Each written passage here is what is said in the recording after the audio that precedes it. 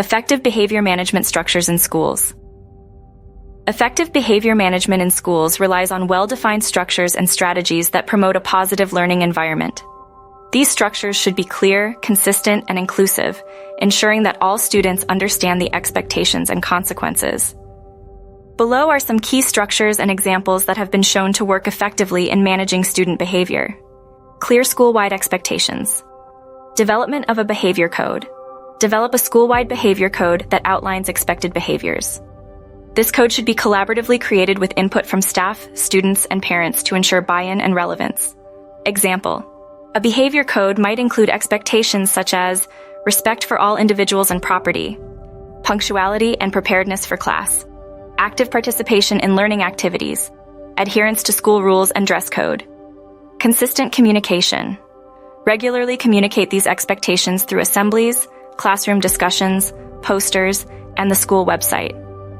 Reinforce the behavior code through consistent messaging from all staff members. Positive reinforcement systems, reward systems. Implement systems that reward positive behavior, such as merit points, certificates, or privilege systems. Recognize and celebrate students who consistently meet or exceed behavior expectations. Example: a merit system where students earn points for positive behaviors, which can be exchanged for rewards such as extra recess time, a homework pass, or small prizes. Recognition programs. Organize events or assemblies to publicly recognize and celebrate positive behavior. This not only motivates the recognized students, but also sets a positive example for others.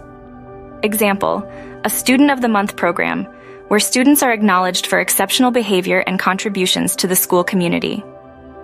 Consistent and fair consequences. Clear consequence system. Develop a tiered system of consequences for inappropriate behavior that is consistently applied.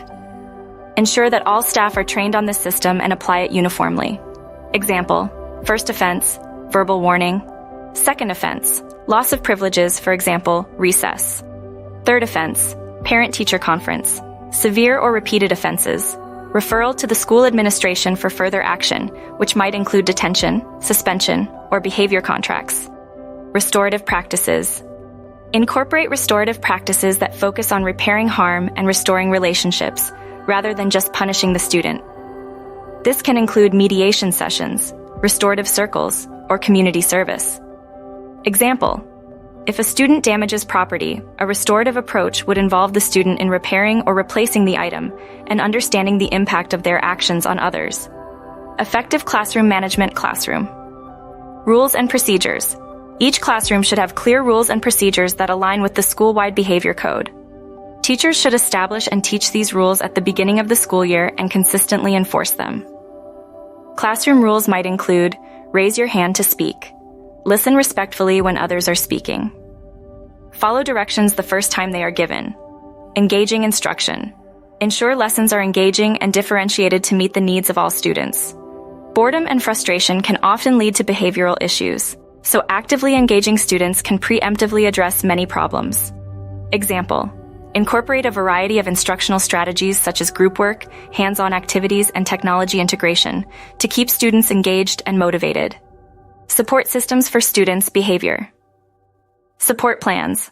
For students who consistently struggle with behavior, develop individualized behavior support plans, BSPs, in collaboration with special education staff, counselors, and parents.